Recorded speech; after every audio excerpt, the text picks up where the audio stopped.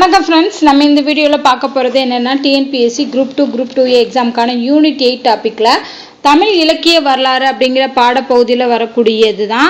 இதில் நம்ம ஏற்கனவே 10 பாட்டு நூல்கள் பார்த்துக்கிட்டு வரோம். ஸோ அதில் 10 பாட்டில் அகப்பொருள் நூல் பார்த்துட்டோம், புறப்பொருள் நூல் பார்த்துட்டோம். மிச்சம் இருக்கக்கூடிய 5 நூல்களும் ஆற்றுப்படை நூல்கள் அப்படின்னு பார்த்தோம்.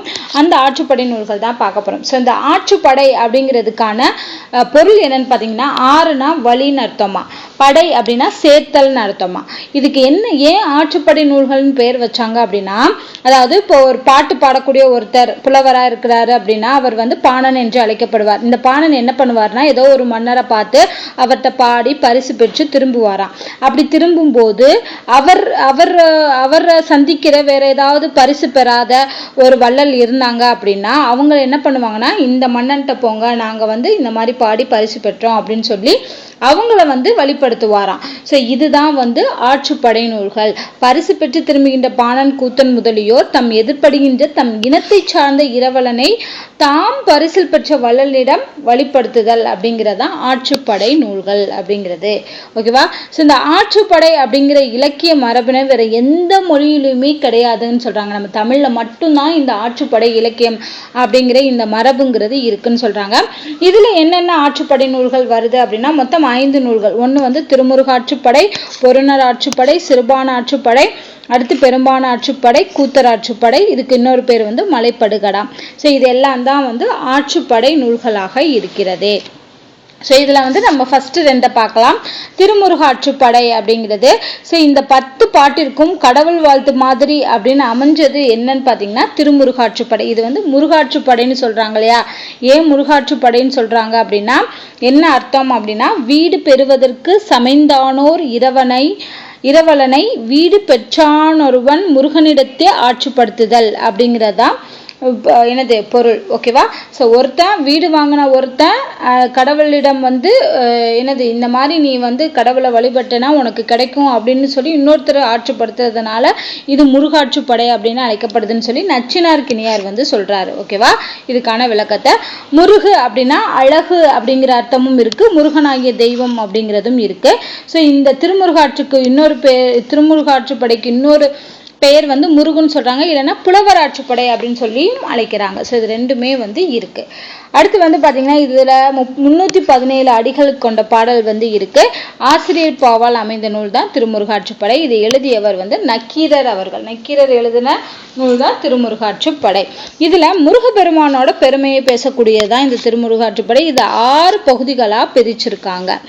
அதாவது 6 படை வீடுகள் அப்படின்னு சொல்லுவாங்களே, அறுபடை வீடுகள், அதோட சிறப்பு, அதுல எப்படி என்னென்ன செயல்கள்லாம் நடைபெறுது அப்படிங்கிறத கூறக்கூடியதான் இந்த திருமுருகாற்றுப்படை. அந்த அறுபடை வீடுங்கிறது என்னன்னு பார்த்தீங்கன்னா, திருப்பரங்குன்றம், திருச்சீர் அலைவாய், அதுக்கு திருச்செந்தூர்னு சொல்றாங்க.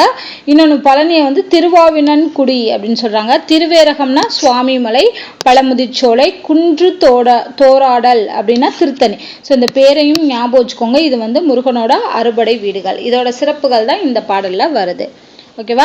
அடுத்து இந்த பாடலோட சிறப்புகள் என்னன்னு பார்த்தீங்கன்னா, இந்த பாடல் 12 சைவ திருமுறைகள்ல 11ஆம் திருமுறையாக இந்த திருமுருகாற்றுப்படை இருக்கு அப்படின்னு சொல்றாங்க. ஸோ இந்த நூலோட பக்தி சுவையை யாரெல்லாம் பாராட்டுறாங்கன்னா, அருணகிரியார், சிவபிரகாசர், அடுத்து அந்தக கவின்னு சொல்லக்கூடிய வீரராகவர், இவங்க 3 பேருமே இந்த நூலோட பக்தி சுவையை பாராட்டுறாங்க. அடுத்து இந்த பாடல்ல பாத்தீங்கன்னா தமிழ் கடவுள் முருகன் அப்படிங்கிறத நூலறி புலவ அப்படின்னு சொல்லி உணர்த்துறாங்க. அது ஒரு பாடல் வரியிலேயே வரும். மாலை மார்ப நூலறி புலவ அப்படின்னு சொல்லி வரும் அந்த லைனு.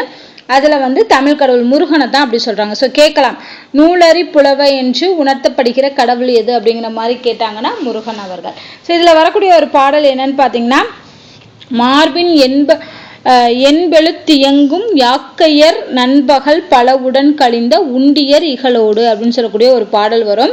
ஸோ இந்த பாடல்ல என்ன அர்த்தம்னா, நிறைய பேர் சொன்னீங்க இந்த மாதிரி பாடல் கொடுக்கும்போது அதோட அர்த்தத்தையும் சொல்லுங்க அப்படின்னு. நான் கண்டிப்பா சொல்றேன்.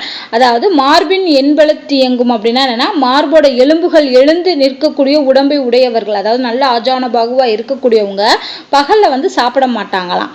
சாப்பிடாம நோன்பு நோட்பாங்க. அதே மாதிரி நோன்பு நோக்குறதுனால அவங்கள்ட்ட பகை இருக்காது, அவங்கள்ட்ட கோபம் இருக்காது, அவங்க வந்து யாரையும் பழி வாங்கணும் அந்த மாதிரி எண்ணங்கள்லாம் அவங்கள்ட்ட இருக்காது. அவங்க எல்லாருமே வந்து மெய்யறிவு பெற்றவர்களாக இருப்பாங்க, கோபத்தை நீக்கி ஞானம் பெற்றவர்களாக இருப்பாங்க. அப்படி இருக்கிறவங்கள்ட்ட துன்பம் வந்து கண்டிப்பா வரவே வராது அவங்க மனசுல அப்படின்னு சொல்லி சொல்லுவாங்க. அதுதான் இந்த பாடல் வரியோட அர்த்தம். அடுத்த பாடல் வந்து முருகனை வழிபடக்கூடிய பாடல், வழிபாட்டு பாடல்னு சொல்லலாம். அறுவர் பயந்த ஆறு அமர் செல்வ ஆழ்கெழு கடவுள் புதல்வ மால்வரை அப்படிங்கிறது எல்லாமே முருகரை போற்றி புகழ்கின்ற பாடல் வரியா இருக்கும். இதுலதான் வந்து மாலை மார்ப நூலறி புலவன்னு சொல்லி அந்த லைன் வரும். ஓகேவா? இந்த நூலறி புலவ அப்படிங்கிற இந்த வார்த்தை என்பது முருக கடவுளை குறிக்கக்கூடிய வார்த்தையாக இருக்கிறது. இதோட வந்து பாத்தீங்கன்னா திருமுருகாற்றுப்படை அப்படிங்கிறது அதுல உள்ள சிறப்புகள்லாம் பார்த்துட்டோம். அடுத்து வந்து பொருணர் ஆற்றுப்படை. பொருணர் அப்படின்னா யாருன்னா மற்றவர் போல் வேடம் இடுபவர், மாறு வேடம் இடுறாங்கன்னு சொல்றோம்ல, அந்த மாதிரி இருக்கக்கூடியவங்க தான் பொருணர் அப்படின்னு அழைக்கப்படுறாங்க. அதாவது இவர்கள் வந்து ஏற்களம் பாடுவோராக இருக்கலாம், இல்லைன்னா போர்க்களம் பாடுவோராக இருக்கலாம், பரணி பாடுவோராக இருக்கலாம். ஸோ இந்த மாதிரியான இந்த பொருணர்கள் பல வகையில இருக்காங்க. ஆனா இந்த பொருணர் ஆற்றுப்படையில வரக்கூடிய பொருணர் வந்து போர்க்களத்தை பற்றி பாடக்கூடியவராக இருக்கிறார். ஓகேவா? ஸோ அப்ப இந்த பொருணன் என்ன பண்ணுவான்னா, தான் பாடி பரிசு பெற்றதுக்கு அப்புறம் அந்த பரிசு பெற துடிக்கக்கூடிய இன்னொரு பொருணனை கண்டுபிடிச்சு அந்த பொருணனை கொண்டு போய் கரிகால் சோழனிடம் வந்து ஆட்சிப்படுத்துவதுதான் இந்த பொருணர் ஆற்றுப்படை. ஸோ இது வந்து இதுல பாட்டுடைய தலைவன் யாருன்னு பாத்தீங்கன்னா கரிகால் சோழன், கரிகார் பெருவளத்தான். அவர்கிட்ட தான் போய் பரிசு வாங்குவாங்க இந்த பொருணர்கள். ஆசிரியர் பாத்தீங்கன்னா முடத்தாம கன்னியார் அவர்கள். அந்த அடி வரையறை வந்து 248 அடிகளை உடையது. இதோட பாவகை பாத்தீங்கன்னா வஞ்சி அடிகள் இடையிலேயே வந்து ஆசிரிய பாவகையை சார்ந்தது. அண்ட் இந்த பாடலோட சிறப்புகள் என்ன அப்படின்னு பார்க்க போறோம். இதுல வந்து வெண்ணி என்னும் போர்க்களத்துல சேர மன்னனை வென்ற கரிகார் பெருவளத்தானோட செய்தி, வெண்ணி போர்னு சொல்லுவோம் இல்லையா, அந்த போர்ல கரிகார் பெருவளத்தான் வந்து எப்படி வெற்றி பெற்றாருங்கிற செய்தி வந்து இதுல இருக்கு. அடுத்து சோநாட்டு வளமும் வனப்பும் காவிரியோட பெருமை இது எல்லாமே வந்து பொருணர் ஆற்றுப்படையில கூறப்படுது. அடுத்து யாழ் அப்படிங்கிற இசைக்கருவி இருக்குல்ல, அதோட ஒவ்வொரு உறுப்பிற்கும் ஒரு உவமையாக கூறி வந்து இந்த பாட்டுல வர்ணிச்சிருக்காங்க அப்படின்னு சொல்றாங்க. அடுத்து அறவுரி என்ன அறுவை கோட்டை கரையுடைய பட்டுடை என நெய்தற் கலையை சிறப்பித்திருக்காங்க. இந்த லைன் எல்லாம் வந்து எந்த கலையை கூறுது அப்படின்னா நெய்தற் கலையை வந்து சிறப்பித்து கூறுவது. நெய்கிறாங்க இல்லையா, பட்டு நெய்கிறாங்க இல்லையா, அந்த கலையை சிறப்பித்து கூறக்கூடியது. அதே மாதிரி இசையோட சிறப்பையும் இதுல விளக்குறாங்க அப்படின்னு சொல்றாங்க.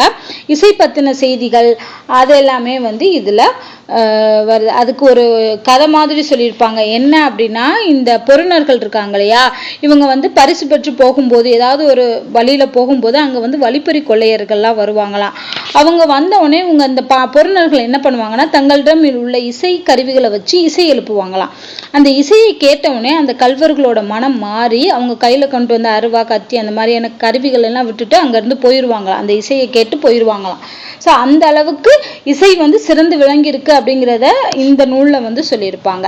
அடுத்து கலைஞர் குடும்பத்தின் தலைவன், இந்த மாதிரி இருக்கக்கூடிய குடும்பத்தோட தலைவன் வந்து ஏழின் தலைவர் அப்படின்னு சொல்லி அழைக்கப்படுகிறார். இதுவும் ரொம்ப முக்கியம். ஏழின் தலைவர் என்பது கலைஞர் குடும்பத்தின் தலைவன் வந்து அழைக்கப்படுவது. அடுத்து சாப்பிட்றதுக்கு முன்னாடி காக்கைக்கு சோறை இட்டுட்டு தான் சாப்பிடக்கூடிய வழக்கம் இருக்கு. இது ரொம்ப முக்கியம். உண்பதற்கு முன் காக்கைக்கு சோறிடும் வழக்கம் பற்றி கூறக்கூடிய நூல் எதுன்னு கேட்டாங்கன்னா பொருணர் ஆற்றுப்படை. அண்ட் இதுல உள்ள பாடல் பாத்தீங்கன்னா மெயினா வந்து கரிகால் சோழன் இருக்கார் இல்லையா, அவர் வந்து எப்படி விருந்தினர்களை உபசரிக்கிறாரு அப்படிங்கிறத பற்றின பண்பாட்டை கூறக்கூடிய ஒரு பாடல் வரி தான் இதுல கொடுத்திருப்பாங்க. என்னன்னா, பால்புரை புரவி நாள்குடம் பூட்டி காலின் 7 அடி பின் சென்று கோளின் தாறு களைந்து ஏறு என்று ஏற்றி அப்படின்னு சொல்லி இந்த லைன் கொடுத்துருப்பாங்க. இதுக்கு என்ன அர்த்தம் அப்படின்னா, அதாவது அவங்க விருந்தினர் வந்தாங்கன்னா அவங்க பழைய ஆடை அணிஞ்சிருந்தாங்கன்னா அவங்களுக்கு பட்டாடை கொடுப்பாராம். யாரு? கரிகால் சோழன். பட்டாடை கொடுத்து அவங்களுக்கு நல்ல சாப்பாடு கொடுத்து அவங்க போறதுக்கு குதிரை பூட்டி தேர் கொடுப்பாராம். தேர்ல அவங்களை அனுப்பி வைப்பாராம். அனுப்பும் போது பின்னாடி 7 அடி வரைக்கும் நடந்து சென்று அவங்களை வழி அனுப்பி வைப்பாராம். இந்த வழக்கம் தான் இப்ப வரைக்கும் நம்ம தமிழ்நாட்டுல இருக்கு அப்படின்னு சொல்றாங்க. தமிழர்களிடையே இருக்கு. அதாவது யாராவது ஒருத்தவங்க வீட்டுக்கு வந்தா அவங்கள வெளியே வாசல் வரைக்கும் போய் வழி அனுப்பக்கூடிய வழக்கம். இந்த வழக்கம் வந்து யாரு செஞ்சாங்க அப்படின்னா கரிகார் சோழன் அவர்கள் செஞ்சிருக்காரு அப்படிங்கிறத சொல்லியிருப்பாங்க. அதுதான் இந்த பாடல் வரியில இருக்கக்கூடிய, அதான் 7 அடி பின் சென்று அப்படின்னு சொல்லியிருப்பாங்க. 7 அடி வரைக்கும் பின்னாடி சென்று அவங்கள வழி அனுப்பிச்சு விட்டு வருவாரு அப்படிங்கிறது இந்த பாடல் வரியில சொல்லக்கூடியது. ஸோ இதோட வந்து பார்த்தீங்கன்னா நம்ம பொருணர் ஆற்றுப்படை அப்படிங்கிறது முடிஞ்சிருச்சு. இதுக்கப்புறம் இன்னும் 3 இருக்கு. சிறுபான ஆற்றுப்படை, பெரும்பான ஆற்றுப்படை, கூத்தர் ஆற்றுப்படை அல்லது மலைப்படுகடம். இந்த 3 பார்த்துட்டோம் அப்படின்னா 10 பாட்டு நூல்கள் எல்லாமே கம்ப்ளீட் ஆயிரும். ஸோ அதுக்கப்புறம் நம்ம காப்பியங்கள் பார்க்கலாம். ரொம்ப முக்கியமானது காப்பியங்கள், 18 கீழ்கணக்கு நூல்கள், அது எல்லாமே தொடர்ந்து பார்க்கலாம். ஸோ இந்த வீடியோ உங்களுக்கு பிடிச்சிருந்தா லைக் பண்ணுங்க, ஷேர் பண்ணுங்க, மறக்காம நம்ம சேனலை சப்ஸ்கிரைப் பண்ணுங்க. ஏதாவது டவுட் இருந்தால் கமெண்ட் பண்ணுங்க. நன்றி.